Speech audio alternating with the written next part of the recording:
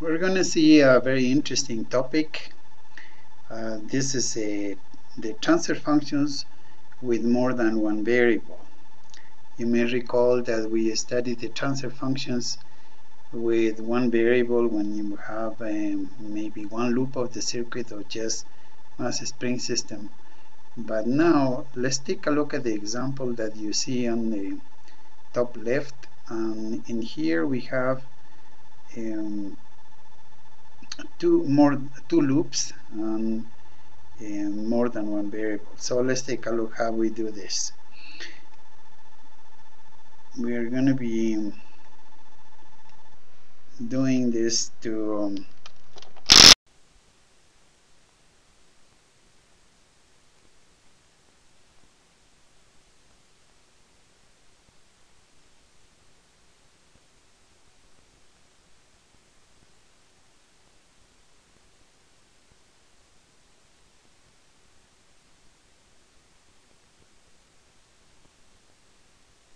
circuit. So we're going to do this. Let's see. There we go. So let's write down for the first loop. We're going to say that the velocity and the voltage V is the voltage L1 plus we go around the loop. This is going to see the difference is going to see the difference here like that, and we'll see that this is voltage R, let's say, and then on the loop 2 we are going to have voltage R is equal to voltage R plus the voltage L2 plus voltage C equals to 0. So this is in loop 1. Let's see, loop 1, and this is loop 2. So let's write the equations the best we can. And let's see, and here we're gonna write it that B is equal to, and the voltage L1 is going to be I1, L1 first of all, times di1 dt plus this voltage across the resistor is going to be I sub 1 minus I sub 2 times R, and then we can put the first equation in terms of the charge. This is going to be L1 times dq1 d squared q1 dt squared. I'm sorry, let's get this right.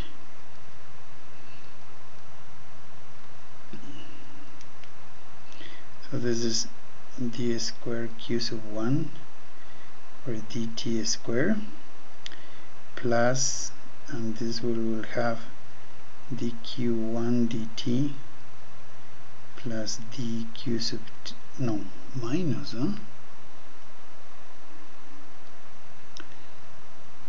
minus dq sub 2 dt,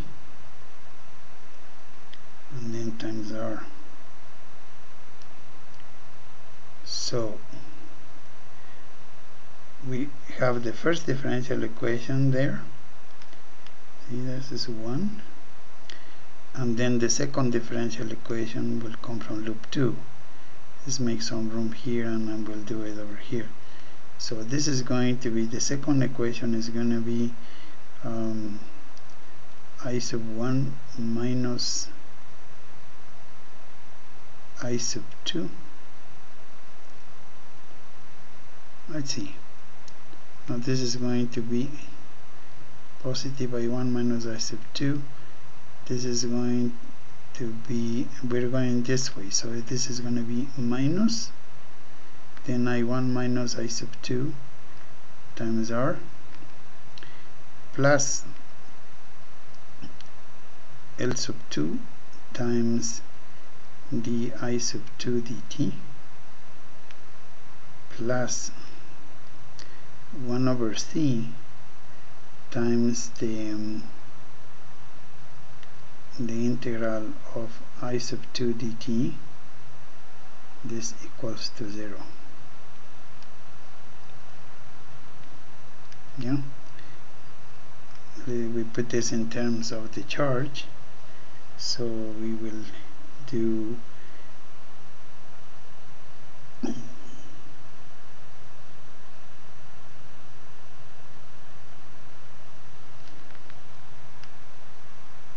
minus d square q1 dt square minus d square q sub 2 dt square times R plus L sub 2 times d square q sub 2 dt square plus 1 over c times q sub 2 equals 0. Okay.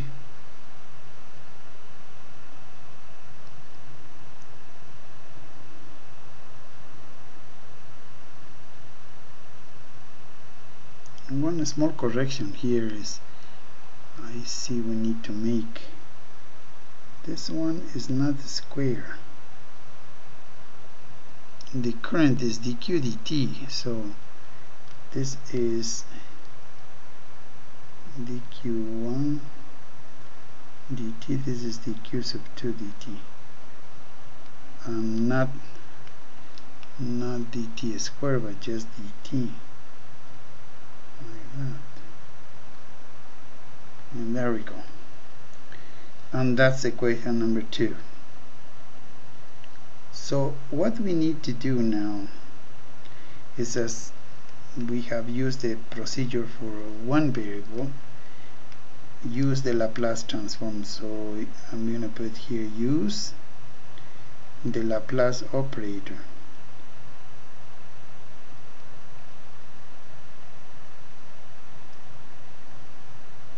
That says d dt is s, and then d square dt square is, let's say d of x dt is x times x of s, and d square x is s squared times x of s, like that.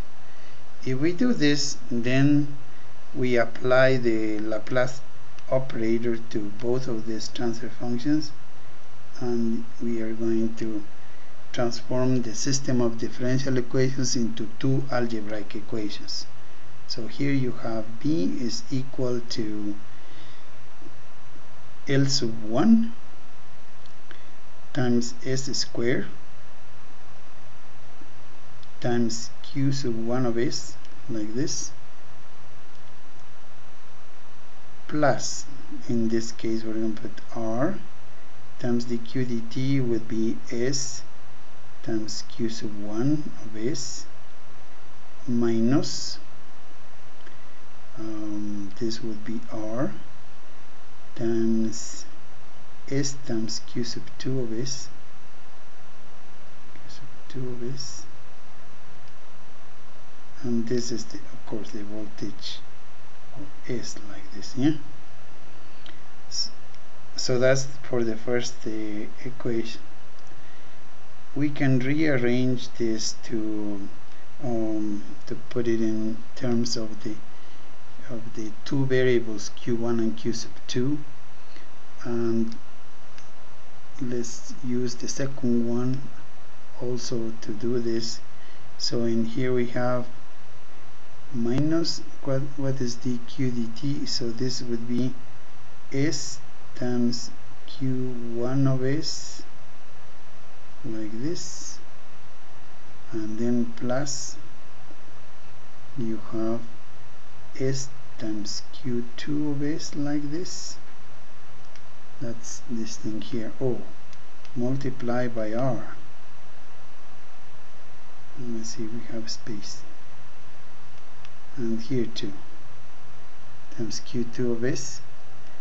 And in here you have plus L sub 2, and then s squared times q2 of s, like that,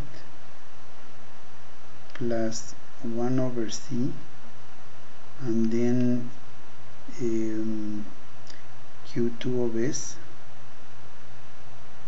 and this is equal to 0. So if we rearrange this, we have two equations with two unknowns. So let's rearrange, let's say rearrange. And if we rearrange this in here, we will have that this is, let's just put it first in terms of q1 and q sub 2. So in here you will have something like, says, L sub 1 s squared plus rs times q1 of s, and then you will have minus r times s times q2 of s equals to v. We're gonna put the inputs on the right hand side, the known thing. So in here we have this for q sub 1, the second one would be minus s times r, and then we have q1 of s, and in this case we have this polynomial on the other side. You would say plus sr plus L sub 2 s squared plus 1 over c, this whole thing times q sub 2 of s, like this, equals to 0. So you recognize this is a system of two equations, two unknowns, where the unknowns are q sub 1 and q sub 2. So let's just go put this emphasis in here. See, q1 and q1, and this q2 and this q2. The best thing that we can do to solve this is use Cramer's rule.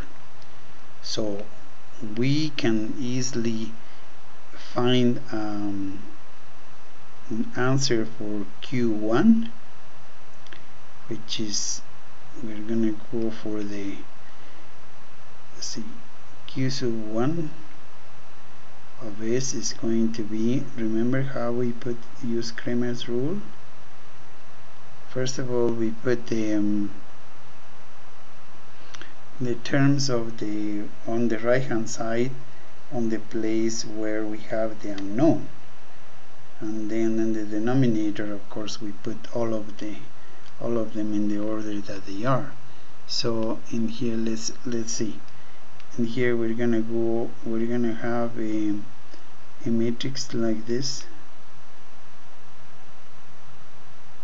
and it's just the one for the bottom too, okay? And in here you have, we're gonna put this coefficient over here, that is L1 s squared plus rs, this is right here, and over here we just have r